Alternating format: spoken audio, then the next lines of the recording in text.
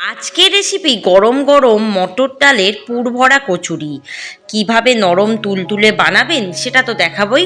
অনেক কম উপকরণ দিয়ে বানানো হয়ে যায়। প্রথমে আগের দিন রাত্রে 2 কাপ মটর ডাল ভিজিয়ে রেখেছি জলে। এবারে একটা মিক্সারের বাটিতে দিয়ে দেবো 4টে কাঁচা লঙ্কা, পরিমাণ মতো আদা, 1 চামচ গোটা জিরে, 1 চামচ গোটা ধনে, 1 কাপ টক দই, আর দিয়ে দেবো ওই মটর ডাল যেটা আমি ভিজিয়ে রেখেছিলাম। ওটা কিন্তু জল ছাড়াই দিতে হবে, যেহেতু দই আছে ওই জলেই কিন্তু বাটা হয়ে যাবে। দেখুন বেশ ঘন ঘনভাবে বাটা হয়ে গেছে। এবারে কড়াই দিয়ে দেবো 1 কাপ সর্ষের তেল।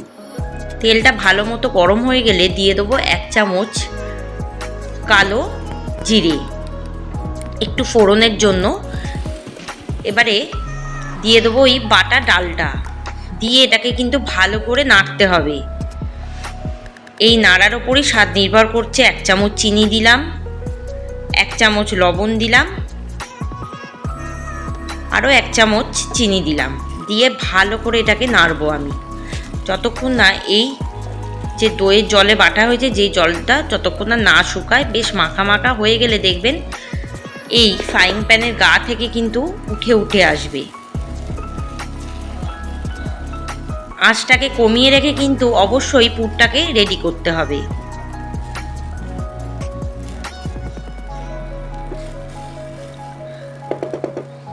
দেখুন পুরটা কিন্তু প্রায় রেডি হয়ে গেছে। একদম ফ্রাইং প্যানের গা থেকে কিন্তু উঠে উঠে যাচ্ছে, তার মানে বুঝতে হবে আমাদের পুরটা কিন্তু একদম রেডি হয়ে গেছে। এবার পুরটাকে কিন্তু নামিয়ে একটু ঠান্ডা করে নিতে হবে। এবার পুরটাকে আমি নামিয়ে রাখবো একটি বাটিতে। এবার এটাকে কিন্তু ঠান্ডা করতে রেখে দেবো, নাহলে কিন্তু আমরা পুরটা ভরতে পারবো না। গরম হলে একটু ঠান্ডা করলে ভালো হবে। এবারে একটা বড় বাটিতে দিয়ে দেবো 2 কাপ পরিমাণে ময়দা। আপনারা ময়দার পরিমাণ বুঝে ময়দাটা মাখবেন।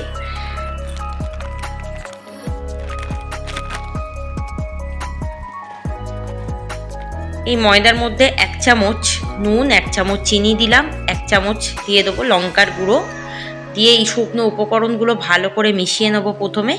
তারপর দিয়ে দেবো 1 কাপ সাদা তেল। তেলটাও ভালো করে মিশিয়ে নেবো।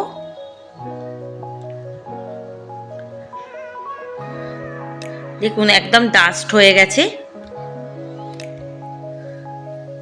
এবার কিন্তু হালকা উষম গরম জল দিয়ে দিয়ে এটাকে কিন্তু মাখবো। পরিমাণ মতো জল দিয়ে দিয়ে মাখতে হবে। প্রথমেই 1 কাতা জল ঢেলে দিলে হবে না, পরিমাণ মতো জল দিয়ে দিয়ে মাখতে হবে। এবং মেখে কিন্তু অবশ্যই আধ ঘন্টা রেখে দিতে হবে। আর যদি 1 ঘন্টা রাখতে পারেন তো খুবই ভালো, তাহলে দেখবেন নরম হয়ে যাবে। এবার জলটাকে দিয়ে দিয়ে মাখতে হবে। পরিমাণ মতো জল দিয়ে দিয়ে মাখবো এটাকে। ডোটাকে খুব নরম করে মাখতে হবে। দেখুন মাখা প্রায় হয়ে গেছে। আরেকটু এটাকে ঠেসে ঠেসে মাখবো। আরেকটু জল দেব, দিয়ে ভালো করে এটাকে ঠেসে ঠেসে মাখতে হবে। ঠেসে ঠেসে মাখলে কি হবে, বেশ নরম হবে ডোটা। এবার দিয়ে দেবো 1/2 কাপ সাদা তেল একদম লাস্টে মাখার পর।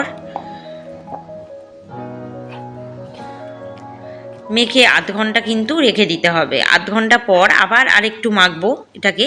বেশ নরম হয়ে গেছে। চলুন আরও আধ ঘন্টা আমি ঢেকে রেখে দিই এটাকে, যাতে হাওয়া পাস না করে এরমভাবে ঢেকে রাখতে হবে। প্রায় 1 ঘন্টা পর দেখুন একদম কিন্তু নরম হয়ে গেছে। এবারে আমি এটাকে আরেকটু ঠেসে নেব। এরপর লিচি কাটবো। লুচির থেকে একটু বড়, পরোটার থেকে একটু ছোট। এবারে এটাকে ডিপ গর্ত করব হাতের সাহায্যে। তারপর একটুখানি পুর ভরে দেবো।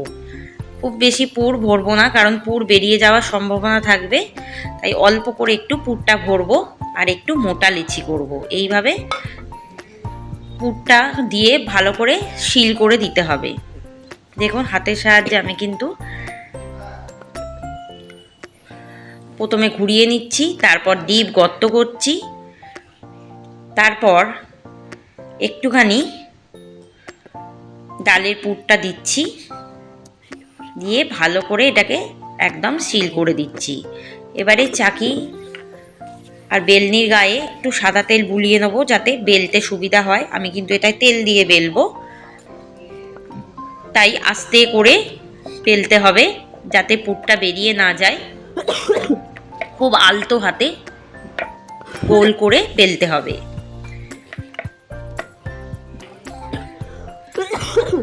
দেখুন বেলা হয়ে গেছে, আবারও ওই তেলের মধ্যে দিয়ে ভালো করে বেলে নেব হালকা হাতে।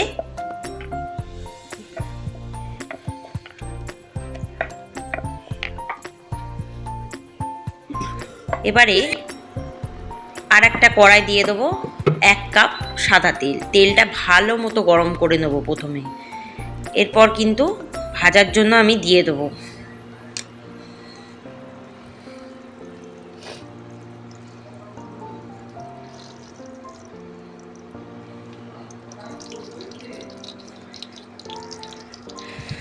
একটু ভাজা হলে এবার আস্তে করে কিন্তু এটাকে উল্টে দেবো, এভাবে ঘুরিয়ে ঘুরিয়ে, যাতে ডুবন্ত তেলের মধ্যে খুব ভালোভাবে বেলা হয়।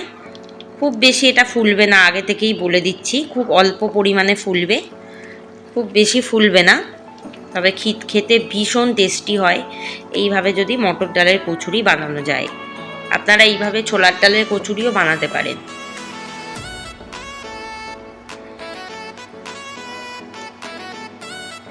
এবারে ভাজা হয়ে গেছে, তেলটাকে ঝারিয়ে ঝারিয়ে তুলে নেব। আবারও ওই তেলে ভাজতে থাকবো একইভাবে।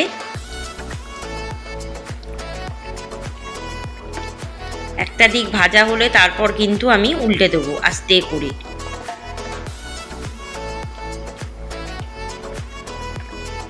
আগেই বললাম একটু একটু ফুলবে, খুব বেশি ফুলবে না।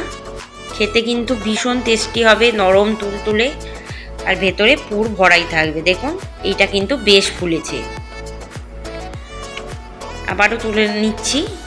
এবার বাকিটা ঠিক একইভাবে ভাজতে হবে।